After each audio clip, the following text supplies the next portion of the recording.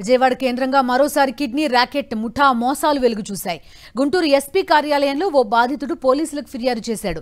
బాధితుడు గుంటూరుకు చెందిన మధుబాబు ఆర్థికంగా ఇబ్బంది పడుతున్నాడు. అతనికి విజయవాడకు చెందిన భాషా అనే వ్యక్తి సోషల్ మీడియా ద్వారా పరిచయం అయ్యాడు. కిడ్నీ ఇస్తే 30 లక్షలు ఇప్పిస్తామని ఒప్పందం చేసుకున్నాడు. అందులో భాగంగా ఈ నెల మొదటి వారంలో విజయవాడలోని విజయ సూపర్ స్పెషాలిటీ ఆసుపత్రిలో ఆపరేషన్ చేసి కిడ్నీ తీసుకున్నారు. ఒప్పందం ప్రకారం 30 లక్షలు ఇవ్వాల్సి ఉండగా కేవలం 1,10,000 మాత్రమే ఇచ్చారు. మిగిలిన డబ్బు అడిగితే ఆ ముఠా బెదిరింపులకు గురిచేస్తోందని బాధితుడు ఫిర్యాదులో పేర్కొన్నారు. తనకు డబ్బులు ఇవ్వకుండా డాక్టర్ శరత్ బాబు, మధ్యవర్తి భాష మోసం చేశారని బాధితుడు వాపోయాడు. విజయవాడ నుంచి ఒక అతను భాష అని ఫోన్ చేశాడు. అతను డొనేట్ చేశాడంట ఆల్రెడీ. నేను ఇచ్చాను బ్రదర్, ఇంత అమౌంట్ ఇస్తారు, ఒక 30 lakhs ఇస్తారు, మీరు ఇస్తారా, ఇట్లా మెసేజ్ చేశారు అంటే ఇస్తానని అన్నాను. సరే విజయవాడ రమ్మంటే వెళ్ళాను. అక్కడ వెంకటన్ అతన్ని ఒక అతన్ని పరిచయం చేశారు. అతను మీడియేటర్ అంట. ఆయన ద్వారా పేషెంట్ వాళ్ళ బామ్మర్ది అను పేషెంట్ వాళ్ళు పరిచయం చేసి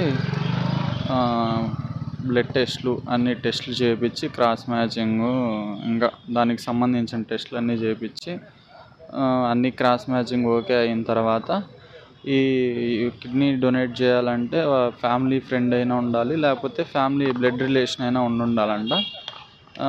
నేను ఏమీ కాదు కాబట్టి నా అడ్రస్లు మొత్తం మార్చారు. వాళ్ళ స్వగ్రామంకి ఫ్యామిలీ ఫ్రెండ్ కింద పెట్టి వాళ్ళకి అనుకూలంగా అన్ని ప్రూఫ్స్, వీడియోస్, మేము ఫ్యామిలీ ఫ్రెండే ఇక్కడే ఉంటున్నాము వాళ్ళ ఊర్లోనే అని చెప్పేసి తీసుకొని లాస్ట్ మంత్ 15వ తారీఖున ఆపరేషన్ చేసి తీసుకున్నారు. అమౌంట్ అడిగితే ఇవ్వట్లేదు. దానికి తోడు ఫ్యామిలీ ఫ్రెండ్ కింద పెట్టించాము, ఏం చేస్తామన్నట్టుగా మాట్లాడుతున్నారు. నాకు టెస్ట్లు అన్నీ చేసి లెఫ్టే తీసుకుంటామని చెప్పారు ఫస్ట్, కానీ లెఫ్ట్ తీసుకోకుండా రైట్ తీసుకున్నారు.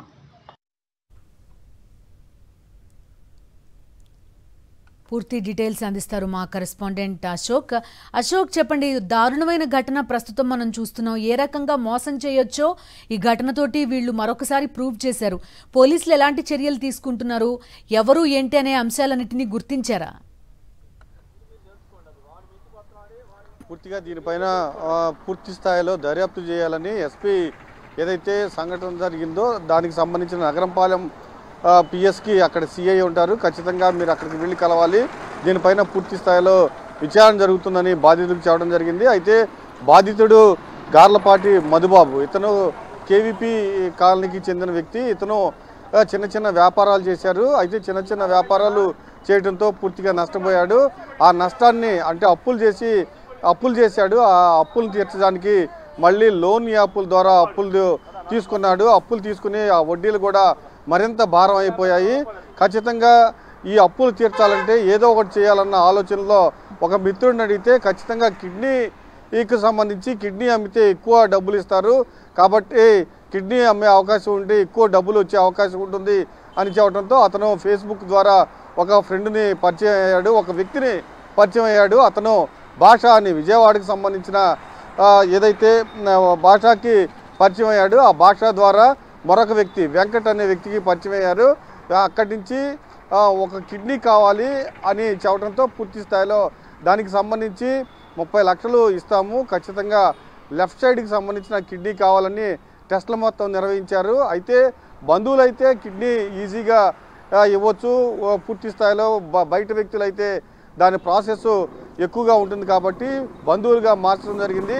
పూర్తిగా ఇతని అడ్రస్ ఏదైతే ఉందో గుంటూరు నుంచి అడ్రస్లను మార్చేయడం జరిగింది. పూర్తిగా బంధువు అని క్రియేట్ చేయడం జరిగింది. గత నెల విజయవాడలోని విజయ సూపర్ స్పెషాలిటీ హాస్పిటల్లో ఇతని కిడ్నీ తీసుకోవడం జరిగింది. అదే లెఫ్ట్ సైడ్ తీసుకుంటామన్నారు, కానీ రైట్ సైడ్ కిడ్నీ తీశారని కూడా బాధితులు చెప్తున్నారు. అయితే ఇతనికి ఇస్తానన్న 30 లక్షలు మాత్రం ఇతనికి ఇవ్వలేదు. ఏమని అడిగితే మీరు నాకు బంధువు అయిపోయారు కాబట్టి ఇంకా మీకు డబ్బులు ఇవ్వాల్సిన అవసరం లేదంటూ వాళ్ళు చెప్తున్నారు. మధ్యలో ఏదైతే మధ్యవర్తిగా ఉన్నాడో ఆ భాష కూడా అదే చెప్తున్నాడు. ఏదైతే డాక్టర్ ఆపరేషన్ చేసిన డాక్టర్ కూడా అదే చెప్తున్నారు. ఖచ్చితంగా తనకు న్యాయం చేయాలి. నవంబర్ నుంచి ఇప్పటి వరకు నెలకి మందుల ఖర్చుకి కేవలం 5,000 మాత్రమే ఇచ్చారు. ఒక్కసారి మాత్రమే 50,000 ఇచ్చారు. మొత్తం 1,10,000 వరకు నాకు ఇచ్చారు. మిగిలిన సొమ్ము నాకు ఇప్పించాలి. ఖచ్చితంగా ఇప్పుడు నేను పని చేయలేని పరిస్థితి, ఏ టైంలో ఎలాంటి పరిస్థితి ఉంటుందో నాకు తెలియదు కాబట్టి ఖచ్చితంగా నాకు ఇస్తానన్న 30 లక్షలు నాకు ఇప్పించాలని కూడా ఎస్పీకి ఫిర్యాదు చేయడం జరిగింది. ఎస్పీ దీన్ని నగరంపాలెం పోలీస్ స్టేషన్కు బదిలీ చేశారు. పూర్తి స్థాయిలో విచారణ చేపట్టాలని కూడా ఆదేశాలు జారీ చేశారు. Bindu. Okay Ashok, thank you.